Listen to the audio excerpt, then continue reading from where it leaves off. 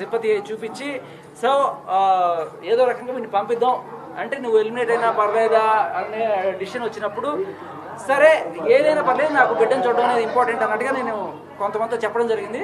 So వాళ్ళు వీడి మంచికే అన్నట్టుగానే నాకు అలా చేశారు తప్ప ఎవ్వరూ నా మీద కక్ష కట్టి చేయలేదు. అందరూ ప్రేమతోనే పంపించారు. శేఖర్ గారు బిగ్ బాస్ చరిత్రలోనే ఫస్ట్ టైం కంటెస్టెంట్స్ ఓట్లతో మీరు ఎలిమినేట్ అయ్యారు కదా, అంటే నార్మల్ ఓట్లు కాకుండా, మీ రియాక్షన్ ఎలా ఉంది? హ్యాపీగానే ఉంది. సో అందరం కూడా ఒక డిసిషన్ మీదకి వచ్చి సరే వీడికి 2-3 రోజుల నుంచి డల్గా ఉన్నాడు, ఆడలేకపోతున్నాడు, బిడ్డను చూద్దాం అనే కోరిక వీడికి బలంగా ఉంది. సో పంపించడమే కరెక్ట్ అని వాళ్ళందరూ కూడా ప్రేమతో చేసిన ఎలిమినేషన్ ఇది మనం వాళ్ళు ఏదో కుట్ర పని చేసిన ఎలిమినేషన్ కాదు. వీళ్ళందరూ నిజంగా ప్రేమతో చేసిన ఎలిమినేషన్. ఎవరిని మీరు తప్పు పట్టకండి. నాగార్జున గారు మీకు చెప్పడం జరిగింది, అప్పుడు మీరు చాలా ఎమోషనల్ ఫీల్ అయ్యారు. ఆ సిచ్యువేషన్ గురించి చెప్పండి. నేను గత 2 రోజుల నుంచి ఎప్పుడు అసలు మాకు అక్కడ టైం తెలియదు, డేట్ తెలియదు. నేను ఇవాళ డేట్ ఎంత లెక్కేసుకుంటూ ఇవాళ రేపా ఈ 2 రోజులు ఎప్పుడు ఉండొచ్చు, తనకి ఎట్లా ఉంది, సేఫ్గా ఉందా లేదా, అదే టెన్షను. సో ఏమీ ఇన్ఫర్మేషన్ రావట్లేదు. నేను అప్పుడప్పుడు కొంతమంది అక్కడ కెమెరాలు కూడా అడిగేవాడిని, ఏమైనా ఇన్ఫర్మేషన్ ఉంటే చెప్పండి అన్నట్టుగా. ఏమీ వచ్చేది కాదు. సో అట్లీస్ట్ నాగార్జున గారు ఒక్కళ్ళే మాకు కమ్యూనికేషన్ ఆయన వస్తే ఆయన ఏమన్నా అడుగుదామని చెప్పి ఆయన అడిగినప్పుడు ఆయన ఒక్కసారి ఆ మాట చెప్పగానే నాకు గత 2 రోజులుగా ఉన్న టెన్షన్, పిచ్చి పిచ్చి కళలన్నీ వస్తుండే. ఒకసారి మనసు కుదిరిపడింది, ఆ ఎమోషన్లో బస్ట్ అయ్యి అలా కాస్త ఆనంద బాష్పాలు అంతే. కానీ ఫస్ట్ టైం అందరూ మిమ్మల్ని ఇంట్లో నుంచి బయటికి వెళ్ళిపోవాలని అందరూ చెప్పారు. లేదు అదే లేదు, వాళ్ళు ప్రేమతోనే పంపించారు, బిడ్డ చూసుకోవడానికి పంపించారు. మీ ఒపీనియన్ టాప్ 5 లో ఎవరు ఉంటారు అంటున్నారు? టాప్ 5 లో ఎవరు ఉంటారో నేను అంచనా చేయగానే సీత గెలిస్తే బాగుండు అనుకుంటున్నాను. అంటే మన తెలుగు అమ్మాయి, అక్కడ చాలా మంది రకరకాల. సీత ఒక్కటే మీకు దండేసిందనా మెడలో? అలా అని కాదు, సీత అంటే మన తెలుగు అమ్మాయి, మన హైదరాబాద్ అమ్మాయి అండ్ చిన్న అమ్మాయి, ఒక మంచి స్పిరిట్ తో సీజన్ లో ఒక ఉమెన్ కంటెస్టెంట్ కూడా గెలవలేదు. అది కూడా కోరుకుంటున్నారు. బిగ్ బాస్ నడుస్తుంది, సో అది నిజమా లేకపోతే ఆడియన్స్ అనుకునేది అబద్ధం అనేది ఒకసారి మీ మాటలో చెప్పండి అన్న. అలా కన్నడ తెలుగు అని ఏం లేదు, బట్ కన్నడ వాళ్ళు ఉన్న మాట అయితే వాస్తవం. కానీ కొంతమంది ముందుగానే తెలియడం వల్ల ఒకళ్ళకి వాళ్ళు రాగానే కొంతమంది క్లోజ్ అయిపోయి వాళ్ళు మాట్లాడుకోవడం వల్ల కొంతమంది మనం ఏలియన్ అయిపోయాము, మనల్ని వీళ్ళు దూరం చేశారని ఒక ఫీలింగ్ అయితే కొంతమంది రావడం. మీరందరూ కూడా నన్ను మీ ఛానల్స్ కి పిలిచి ఇంటర్వ్యూలు చేసి నన్ను ఇంత వాణి చేసి మీరే నన్ను అక్కడికి పంపించారు. సో ఇక్కడ మీకు కొంచెం అందరూ ఒకటేసారి రావడం వల్ల కొంచెం అటు ఇటు అవుతుంది, దయచేసి మీరు అర్థం చేసుకోండి. సో ఇకపోతే ఎలిమినేషన్ బిగ్ బాస్ చరిత్రలో ఇది హ్యాపీయెస్ట్ ఎలిమినేషన్గా మీరు గమనించాలి. ఆ కంటెస్టెంట్స్ ఎవ్వరు కూడా వెనుపోట్లు పొడి చేయడం అలాంటివన్నీ కాదు. ఈ రోజు నన్ను ఎలిమినేట్ చేసి పంపించిన కంటెస్టెంట్స్ ఎవరైతే ఉన్నారో ఫస్ట్ టైం బిగ్ బాస్లో ఇలాంటి ఒక సాంప్రదాయానికి తెరదీశారు. అంటే జనరల్గా ఇన్నాళ్ళు జనాలే ఆడియన్సే ఎలిమినేట్ చేస్తున్నారు, but for the first time కంటెస్టెంట్స్ని ఎలిమినేట్ చేసే అవకాశం వచ్చినప్పుడు కంటెస్టెంట్స్ని నేను ఆల్రెడీ గత ఒక రోజు ముందు నుంచే నేను ప్రిపేర్ చేశాను.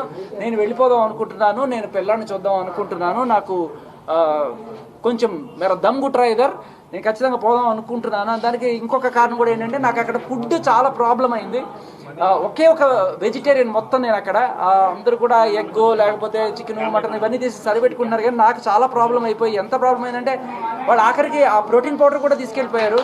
సో ఏ సోర్స్ లేకుండా నాకు ఆల్మోస్ట్ 2-3 రోజులుగా రోజు పొద్దున్న లేవగానే చక్కెర రావడం ఇవన్నీ కూడా అవుతుండే. సో నేను 2-3 సార్లు రిక్వెస్ట్ కూడా చేశాను. అది కొంచెం ఆ ఫుడ్ ప్రాబ్లం వల్ల. ఇంకొకటి ఏంటంటే ఇంకా బిడ్డను చూసుకోవాలనే ఆత్రంలో నేనే అందరినీ అడిగి వాళ్ళు ప్రేమతో బిగ్ బాస్ చరిత్రలో ప్రేమతో చేసిన ఎలిమినేషన్ ఎవరిని కూడా నేను తప్పు పట్టట్లేదు. కంటెస్టెంట్స్ అందరూ కూడా నన్ను ప్రేమతోనే పంపించారు. అండ్ మేబీ హూ నోస్ మళ్ళీ రాసి పెట్టుంటే ఇంకోసారి వెళ్దాం అంతే. తెలీదండి.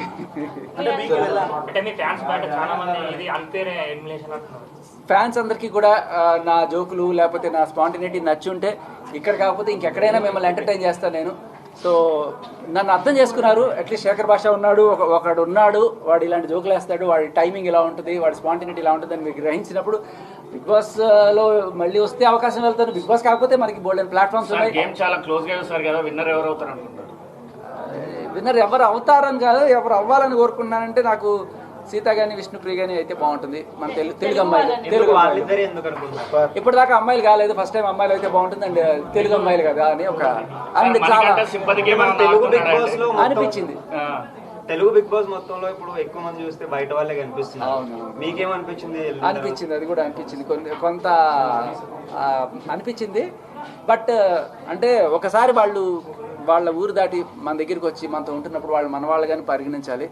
సో అంటే ఎలిమినేట్ అవడం కూడా ఫస్ట్ బేబక్క, నెక్స్ట్ మీరు ఇద్దరు తెలుగు వాళ్ళు అయ్యారు, కన్నడ వాళ్ళు ఎక్కువ అయిపోయారు. అందులో చాలా మంది ఫీల్ అవుతున్నారు ఆడియన్స్ కూడా. లేదు లేదు లేదు అస్సలు ఫీల్ అవ్వడానికి ఏమి లేదు. నేను మీ వాడిని. ఇప్పుడు మీరు గమనిస్తే నేను ఈ బిగ్ బాస్కి వెళ్ళక ముందు కూడా ఇదే రేంజ్లో నాకు ఆదరణ, రోజు ఏదో ఛానల్లో కనబడుతుండేవాడిని, మాట్లాడుతుండేవాడిని. కాకపోతే అప్పుడు మీరు చూసిన శేఖర్ కంప్లీట్గా డిఫరెంట్ ఉండే.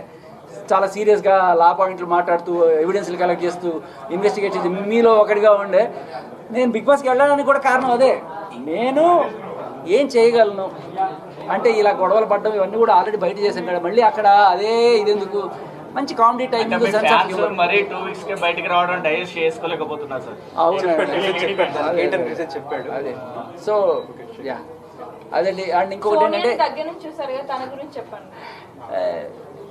అంటే మీకు అనిపించిందే నాకు అనిపిస్తుంది అమ్మా. అదే ఏమనిపించింది?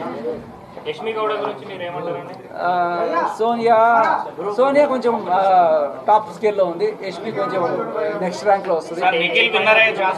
అంటే యష్మి నేను పక్క నుండి చూస్తుంటాను కదా, మాట్లాడుతుంటాం స్ట్రాటజీస్ గురించి, ఎందుకు అలా చేస్తున్నాం అంటే లేదు లేదు మన టీము ఇలాగే చేయాలి అని చెప్పి కళ్ళ ముందు కనబడుతున్నా కూడా వచ్చి ఉంటారేమో. అది అయితే ఉండాలనుకో వాళ్ళకి స్ట్రాటజీస్ అని ప్రిపేర్ చేసుకుని వచ్చారు. కానీ ఇవన్నీ కూడా ఎవరైనా సరే నామినేషన్ నుంచి తప్పించుకోగలరు, కానీ నామినేషన్లకు వచ్చిన తర్వాత జనాల నుంచి అయితే తప్పించుకోలేరు కదా. సో ఇవాళ ఫస్ట్ టైం జనాల నుంచి తప్పించుకొని కంటెస్టెంట్లే డిసైడ్ చేసి ఇచ్చారు. బట్ ప్రతిసారి అలా ఉండదు. మేబీ బిగ్ బాస్ కూడా నాకు నన్ను ఒక పరీక్ష పెట్టాడేమో అనిపిస్తుంది. ఈ సెకండ్లో ఎలిమినేషన్ కనుక ఛాన్స్ ఇస్తే శేఖర్ నిజంగానే తీసుకుంటాడా, లేకపోతే ఏదో సింపతి కోసం ఏమైనా డ్రామాలు ఆడుతున్నాడా. హౌస్ మేట్స్ దగ్గర అందరి దగ్గర చెప్పాడు కదా, మేబీ మీకు చూపించుండకపోవచ్చు ఫుటేజ్, మేబీ ఆయన చూస్తే దొరుకుతుంది. నేను చాలా మందికి ముందుగానే చెప్పి ఒకవేళ ఎలిమినేషన్లో ఏదన్నా కూడా ఛాన్స్ వస్తే నన్ను పంపించండి, నేను వెళ్ళి బిడ్డను చూద్దాం అనుకుంటున్నాను అన్నప్పుడు వాళ్ళు ఒక టెస్ట్ చేసి ఉంటారు, వీడు నిజం చెప్పాడా లేకపోతే వీడి ఇది చూద్దాం అని చెప్పి వాళ్ళు బిగ్ బాస్ వాళ్ళే పెట్టిన పరీక్షగా మనం ఇది కూడా అనుకోవచ్చు. సో ఆ పరీక్షలో నేను అదే మాట మీద ఉన్నాను. నేను అడిగాను జనాలందరినీ కూడా. స్టేజ్ పైన నాగార్జున గారు మీకు బాబు పుట్టారని చెప్పారు కదా, అప్పుడు మీ లోపల మీ ఇన్నర్ ఫీలింగ్ ఎలా ఉంటుంది సార్? అండ్ ఇలా లైవ్ గా చూసినప్పుడు ఎలా? ఓ మై డాడీ నే విన్నా ఓ తీయని వార్త. నా ఫీలింగ్ ఒకటే చెప్తా, ఎవరికైనా డాక్టర్ నర్సు వచ్చి బాబు బయట పుట్టారు, నాకు కింగ్ నాగార్జున గారు చెప్పారంటే ఆనర్. సో గుర్తు పెట్టుకుంటారు. ఇది చెప్పలేమ్మా, నాకు అది చెప్పా కదా, సీత అండ్ విష్ణు అయితే బాగుంటుంది అనిపిస్తుంది. ఆదిత్య అవ్వచ్చు సార్. బిగ్ బాస్ వెళ్ళాక నేర్చుకున్నాం, మీరు ఏం నేర్చుకున్నారు సార్?